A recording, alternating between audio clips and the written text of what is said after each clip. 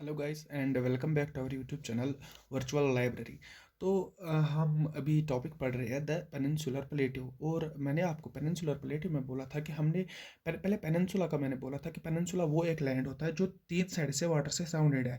अगर ये एक लैंड है, अगर इसके तीन साइड से वाटर है, चाहे ऊपर साइड से चाहे नीचे साइड से, किसी भी साइड से, अगर तीन साइड से एक लैंड मास को वाटर सराउंड करता है तो उस लैंड मास को हम नाम बोलते हैं पेनिनसुला।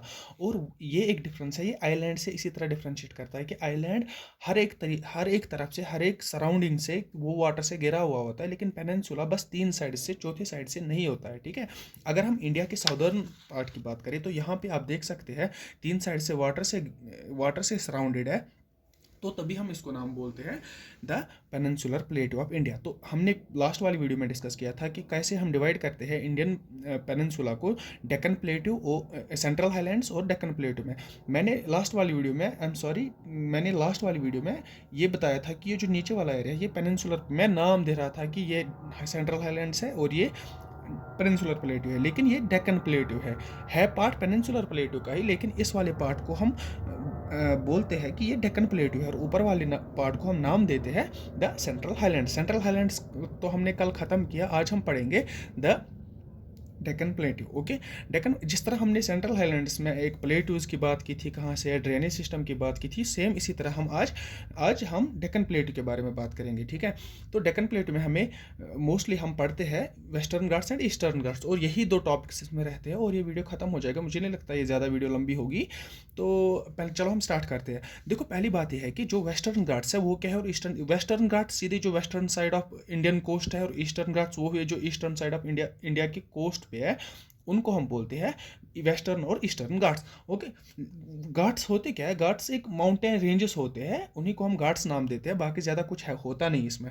तो पहले अगर मैं बात करूं, पहला पॉइंट हमारा बनता है हमारे वेस्टर्न घाट्स में कि देखो, वेस्टर्न घाट्स एक कंटिन्यूअस रेंज है। What I mean by continuous, कि ये अगर देखो, ये ना वेस्टर्न घाट्स स्टार्ट होती है, ये कहाँ से एक्सटेंड करते हैं, एक तो यहाँ से गुजरात से, अगर आप देख सकते हैं गुजरात से होते हुए महाराष्ट्र पहुँचती है, महाराष्ट्र पहुँचते हुए गोवा भी क्रॉस करके कर्नाटका फिर तमिलनाडु में पहुंच जाती है। तो ये एक कंटिन्यूअस रेंज है, कहीं पे भी कोई कट वगैरह नहीं है। हाँ, एक दो माउंटेन पासेस लाइक थालघाट, बोहरघाट आते हैं, वो हम पासेस में डिस्कस करेंगे, लेकिन इसका मतलब ये नहीं होता कि ये डिसकंटिन्यूअस बन गई है। और उसी उसी हिसाब से, इसी कंपैरिजन से अगर हम यहाँ पे ईस्टर्न घाट्स की बात करें, eastern Ghats compare to western Ghats, ये डिसकंटिन्यूअस रेंज है। डिसकंटिन्यूअस रेंज क्यों है? क्योंकि मैंने आपको पिछले वाली, आई गेस हर एक वीडियो में मैंने बताया होगा कि इंडिया का स्लोप थोड़ा ईस्टर्न टिल्टेड है। अगर इंडिया ये है तो इसका स्लोप थोड़ा सा इस तरह बैंड है, थोड़ा ईस्टर्न साइड से। तो जो इंडिया का ड्रेनेज सिस्टम है वो सारा ड्रेन आउट होता है, एक्सेप्ट फ्यू।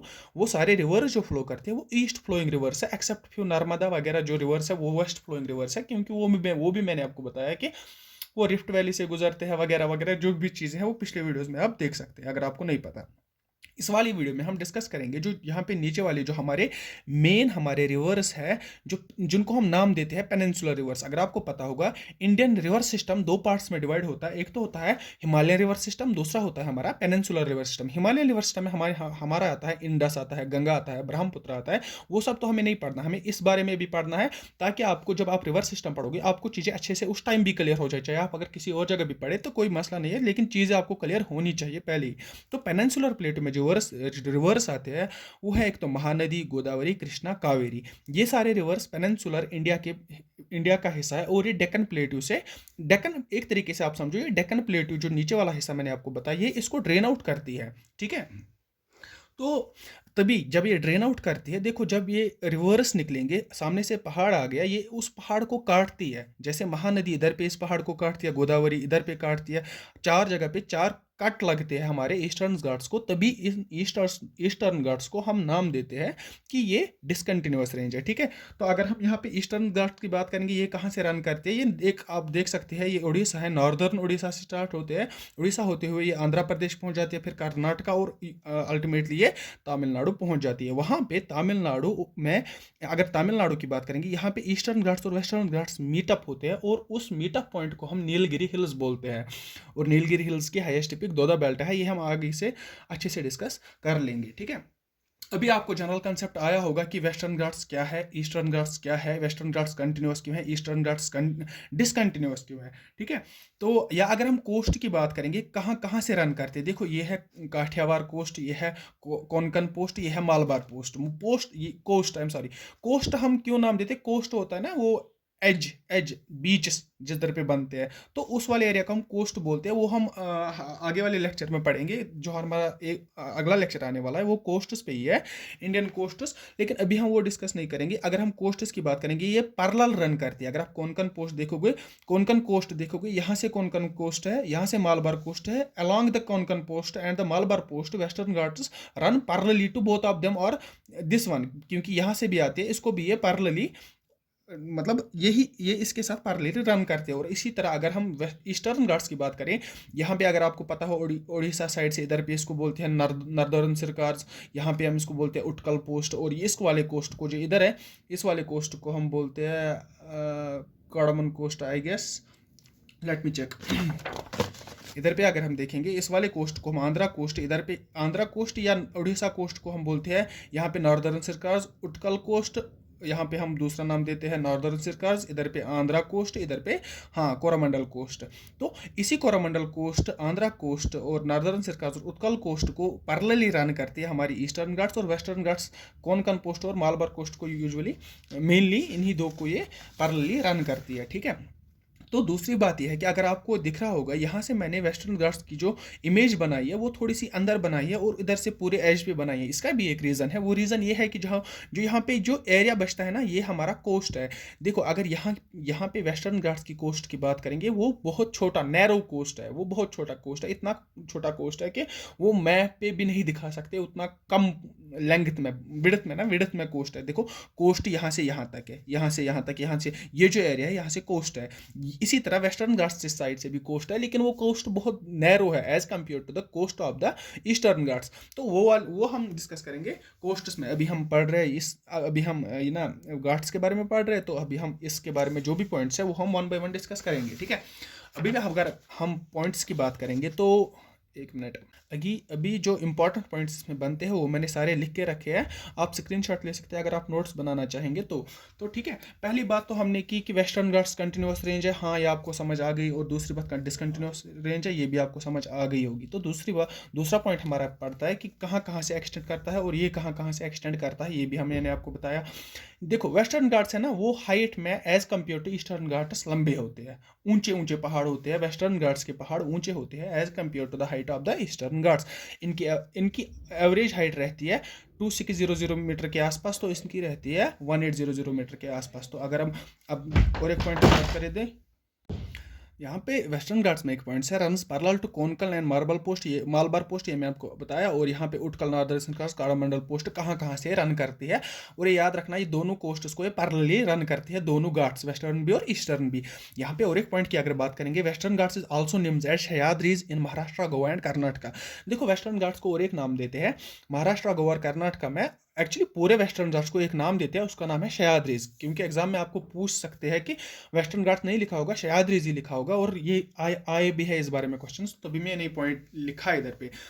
तो अभी अगर हम बात करेंगे वेस्टर्न घाट्स की, वेस्टर्न घाट्स को हम सह्याद्रीज बोलते हैं। एक्चुअली यहाँ पे जो गोवा है, गोवा सेपरेट करता है सह्याद्रीज को। व्हाट आई मीन कि जो गोवा के ऊपर वाली साइड से जो वेस्टर्न घाट्स है उनको हम बोलते हैं नॉर्दर्न सह्याद्रीज, और गोवा से नीचे जो वेस्टर्न घाट्स है उनको हम बोलते हैं साउदर्न सह्याद्रीज। तो इसी तरह अगर हम देखेंगे, इनका जो ईस्टर्न घाट्स है इनका दूसरा नाम है, Eastern Ghats are also named Purva Ghat और महेंद्र पर्वतम, ये दूसरा नाम है। ये नहीं पूछा गया है, इस बारे में नहीं पूछा गया, लेकिन सह्याद्रीज के बारे में पूछा जरूर गया है, तो ये आप याद रख सकते हैं, क्योंकि आने वाले एग्जाम में इस बारे में भी पूछ सकते हैं। तो देखो वेस्टर्न घाट्स है ना, ये रेनफॉल रिसीव करते हैं more as compare to eastern Ghats. क्यों रेनफॉल रिसीव करते हैं मोर?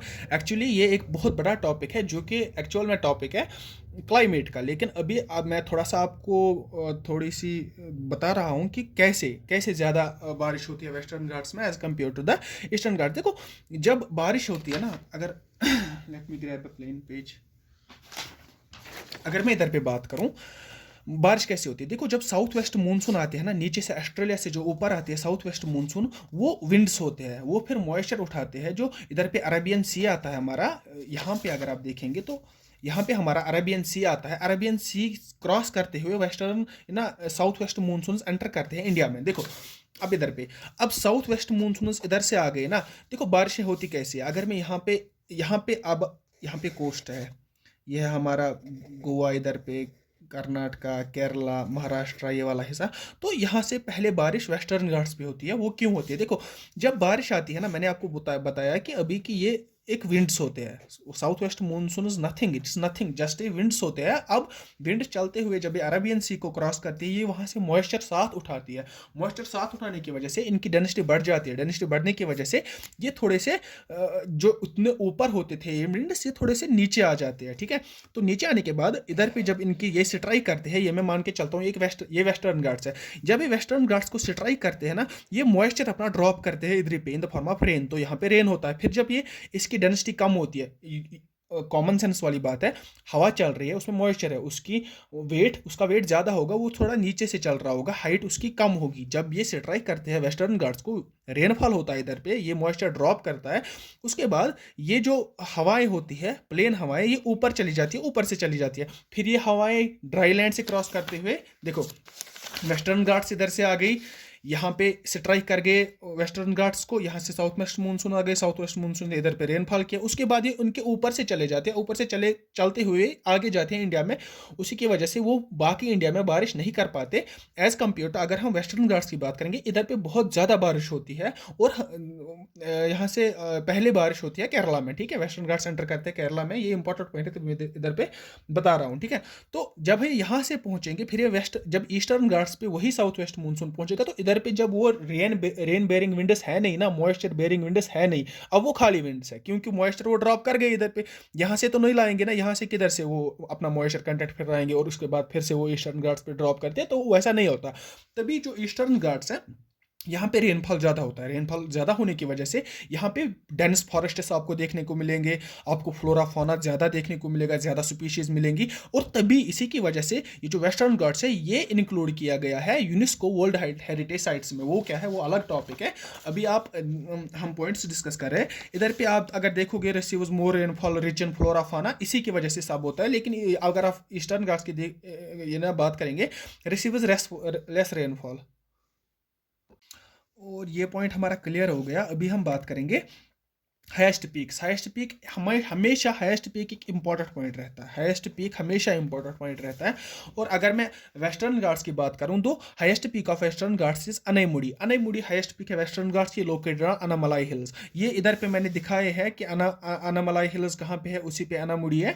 तो अनामलाई, ये नाम याद रखना, Anamalai Hills is the highest peak. Anamudi, I am sorry to say, Anamudi is the highest peak of Western Ghats and Anamudi is located on Anamalai Hills, ठीक है। इधर पे अगर हम बात करेंगे ईस्टर्न घाट्स की, तो हाईएस्ट पीक है जिंदागोड़ा और सेकंड महेंद्रगिरी। देखो मैंने सेकंड क्यों लिख के रखी है, देखो अगर आप पिछले वाले बुक्स देखोगे ना, जो कि अपडेटेड नहीं होंगे, तो उधर पे highest peak of eastern Ghats दिखा के लिख के होगी महेंद्रगिरी, क्योंकि अब रिसेंटली ये चेंज हो गया है और अभी हाईएस्ट पीक मानी जा रही है जिंदागोड़ा, ठीक है। तो अगर ऑप्शंस दोनों में से एक हो सकता है, या तो महेंद्रगिरी होगी या तो जिंदागोड़ा होगी। लेकिन अगर आप रिसेंटली देखोगे तो जिंदागोड़ा हाईएस्ट पीक है, महेंद्रगिरी सेकंड हाईएस्ट पीक है ईस्टर्न घाट्स की, ओके। तो आगे चलते हैं। मैंने आपको अभी बताया था कि वेस्टर्न घाट्स को दूसरा नाम है सह्याद्रीज। तो सह्याद्रीज को हमने ना डिवाइड किया था दो हिस्सों में, नॉर्दर्न सह्याद्रीज और साउदर्न सह्याद्री। गोवा बीच में है, ऊपर से नॉर्दर्न सह्याद्रीज और नीचे से साउदर्न सह्याद्री। नॉर्दर्न सह्याद्रीज की हाईएस्ट पीक है कालसूबाई। ये इंपॉर्टेंट पॉइंट है, पूछा गया है। ये जो दूसरा है साउदर्न सह्याद्री के हाईएस्ट पीक है केंद्रमुख, लेकिन ये नहीं पूछा गया, मे बी आगे पूछ सकते हैं, ये भी इंपॉर्टेंट पॉइंट बनता है हमारा, ठीक है। तो अब हम डिस्कस करेंगे अबाउट द इम्पॉर्टेंट हिल्स। और अगर आप अब यूपीएससी लेवल की बात करेंगे, तो वहाँ पे वो क्वेश्चन हाईएस्ट पीक्स वगैरह नहीं पूछते हैं।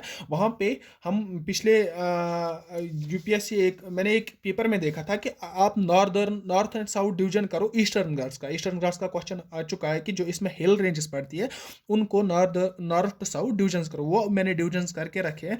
मे भी जेके एसएसबी मत पूछ सकता है, अगर हमें एपटेक एग्जाम कर रहा है, वो तो एसएससी लेवल पे एग्जाम कर रहा है, मे भी पूछ सकता है कि नॉर्दर्न एंड साउदर्न डिवीजन करो जो हिल्स पड़ते हैं हमारे ईस्टर्न घाट्स में। इसमें है यही वेलाकोंडा, नलामला, लंकामला, पालकोंडा, जवेडी, शेवराय, पंचमलाई, इधर पे अगर हम वही डिवीजन इधर पे बात करें, नॉर्थ और साउथ डिवीजन, बाबा बुडान हिल्स जो मैंने आपको बताया था कि इधर पे बाबा बुडान हिल्स क्यों नाम पड़ा था, क्योंकि ये एक सेंट थे, ये यमन से आ रहे थे वापस, तो इन्होंने अपने साथ कुछ 7 दाने कॉफ़ी के लाए थे। उसके बाद जब वो इंडिया एंटर कर गए, क्योंकि सी रूट पहले इधर ही से था, जब ट्रांसपोर्ट की अवेलेबिलिटी नहीं थी, तब बाबा बुडान इसी हिल से यहाँ से आए थे, तो उन्होंने वो कुछ 7 कॉफ़ी के दाने थे वो फेंके थे इधर पे, तो इधर पे वो कॉफ़ी बन गई थी। तभी कर्नाटका, ये कर्नाटका में जगह है, कर्नाटका तभी से बन गया highest coffee producer of India, और उन हिल्स को नाम पड़ गया बाबा बुडान हिल्स। तो वही ये बाबा बुडान हिल्स है, ये आते हैं वेस्टर्न घाट्स में। उसके बाद नीलगिरी हिल्स, नीलगिरी हिल्स मैंने आपको बताया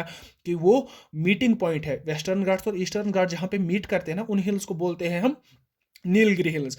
और इधर पे अगस्टामलाई, इधर पे कार्डमन हिल्स। और अगर हम इन दोनों हिल्स की बात करेंगे, अगर मिला के एक ही जगह पे मैं हिल्स बनाऊं, यहाँ पे भी हिल्स बनेंगे, इधर पे यहाँ पे भी हिल्स बनेंगे, मतलब नॉर्दर्न हिल्स और साउदर्न हिल्स, नॉर्दर्न घाट्स के हिल्स, साउदर्न घाट्स के हिल्स, ये तो दोनों हिल्स बनेंगे ना, ये कुछ इस तरह बनेंगे, साथ में ही होंगे। तो इस कम्प्लेक्स को हम बोलते हैं साउदर्न हिल कम्प्लेक्स, और इनमें से ये सारे हिल्स आते हैं। ये इंपॉर्टेंट पॉइंट है, मेरे ख्याल से मे भी पूछ सकते हैं एग्जाम में। और इधर पे आप ये पॉइंट ज़रूरी याद रखिएगा, ये मैंने कहीं पे लिखा नहीं है कि जहाँ पे ये मीटअप करते हैं ये नीलगिरी हिल्स है, और नीलगिरी हिल्स की हाईएस्ट पीक है दोदा बेल्टा। ठीक है, तो मेरे ख्याल से वेस्टर्न घाट्स और ईस्टर्न घाट्स और हमारा इसी के साथ the peninsular plateau of India ख़त्म होता है। तो सभी पॉइंट्स हमने डिस्कस किए हैं। आने वाले लेक्चर में अब मैंने तो ईस्टर्न और वेस्टर्न घाट्स ख़त्म किए, लेकिन अभी हमने जो करना है वो है हमारा ये ना अरिहंट। अरिहंट में हम देखेंगे कि ईस्टर्न घाट्स और western Ghats, peninsular plateau, highlands, central highlands और डेक्कन प्लेट्यू में कौन कौन सी चीज़ें लिखी हैं, वो भी हम 1 बाय 1 डिस्कस करेंगे आने वाले लेक्चर में। ठीक है, चलो टेक केयर, गुड बाय, खुदा हाफिज़।